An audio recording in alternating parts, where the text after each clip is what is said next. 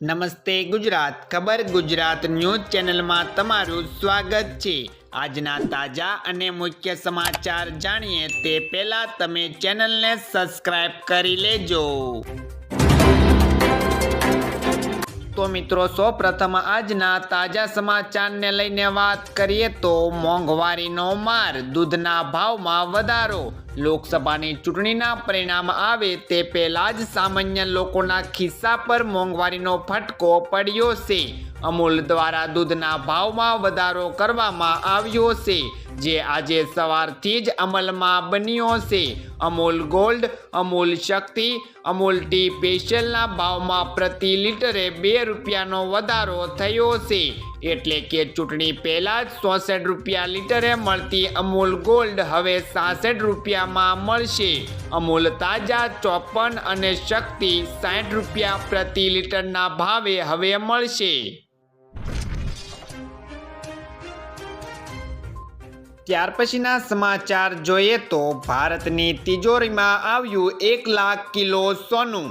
આરબીઆઈએ બ્રિટનની સેન્ટ્રલ બેંકમાં વર્ષોથી જમા કરાવેલું 100 ટનથી વધુ સોનું ફરી પોતાના ખાતામાં પાછું મેળવ્યું છે। ભારત માટે આ એક મોટી ઉપલબ્ધિ છે। તેની અસર દેશના અર્થવ્યવસ્થા પર પણ જોવા મળશે।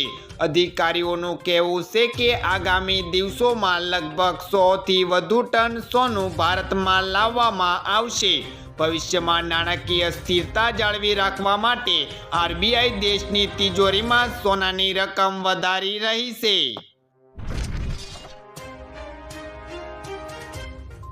ત્યાર પછીના સમાચાર જોઈએ તો ₹500ની નોટને લઈને આરબીઆઈનું મોટું અપડેટ। આરબીઆઈએ પોતાના વાર્ષિક રિપોર્ટમાં ₹500ની નોટને લઈને મોટી માહિતી શેર કરી છે।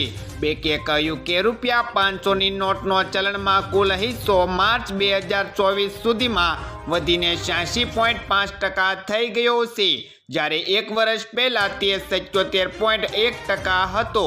ગયા વર્ષે મે મહિનામાં ₹2000 મૂલ્યની નોટો પાછી ખેંચવાની જાહેરાતને આ પાછળનું મુખ્ય કારણ ગણાવ્યું છે। 21 માર્ચ 2024 સુધી ₹500ની 5.16 લાખ નોટો અસ્તિત્વમાં હતી। ત્યાર પછીના સમાચારની વાત કરીએ તો પરિણામો પહેલા ઈસીની પ્રેસ કોન્ફરન્સ। ભારતીય ચૂંટણી પંચ લોકસભા ચૂંટણીના પરિણામો પહેલા પ્રેસ કોન્ફરન્સ કરી રહ્યું છે। મુખ્ય ચૂંટણી કમિશનર એવા રાજીવ કુમાર ચૂંટણી સંબંધિત માહિતી આપી પણ રહ્યા છે। તેમણે કહ્યું કે આ વખતે 66 કરોડથી વધુ મતદારોએ મતદાન કર્યું છે। તેમાંથી 30 કરોડથી વધુ મહિલા મતદારોએ મતદાન કર્યું, જે પોતાનામાં ઐતિહાસિક છે। મતદારોનો વર્લ્ડ રેકોર્ડ આ બન્યો છે।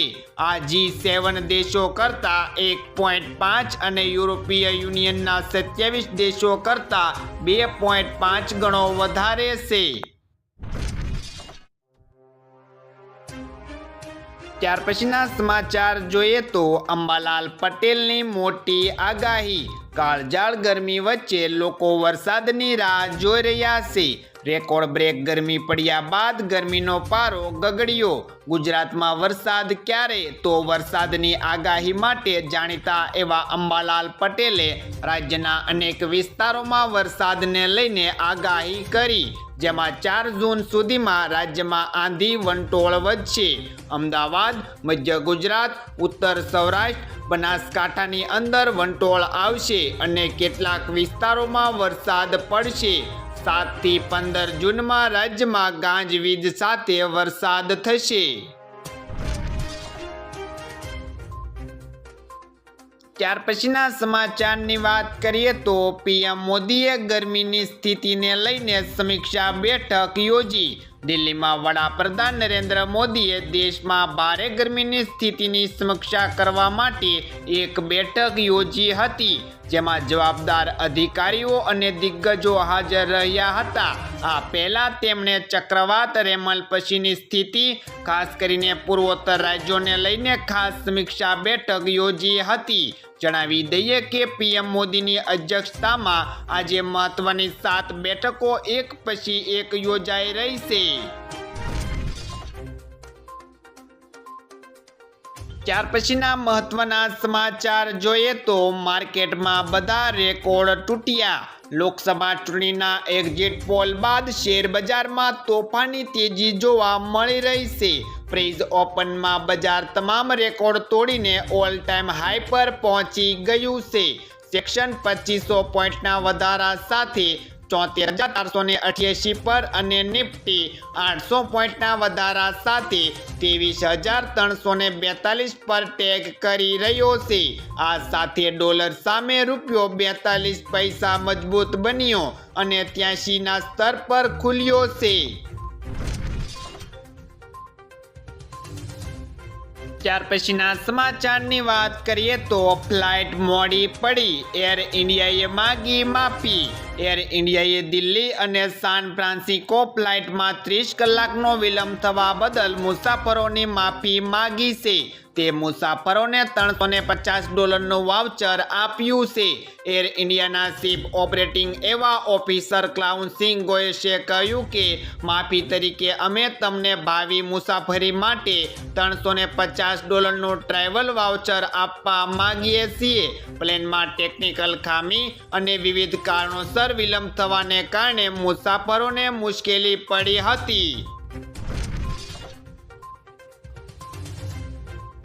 ત્યાર પછીના મહત્વના સમાચારની વાત કરીએ તો 12 કરોડ ખેડૂતો માટે મોટા સમાચાર. પ્રધાનમંત્રી કિસાન સન્માન નિધિ યોજના હેઠળના ખેડૂતો માટે આગામી સમય માટે સારા સમાચાર છે. યોજનાનો લાભ લગભગ 12 કરોડ ખેડૂતોને મળશે.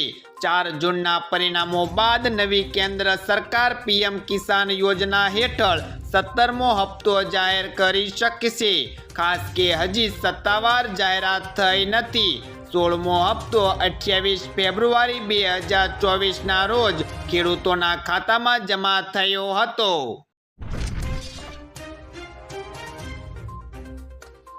તો મિત્રો, આ હતા આજના સૌથી અગત્યના મુખ્ય સમાચાર. આવા અગત્યના સમાચાર જાણવા માટે તમે અમારી ચેનલમાં બન્યા રહો. આભાર.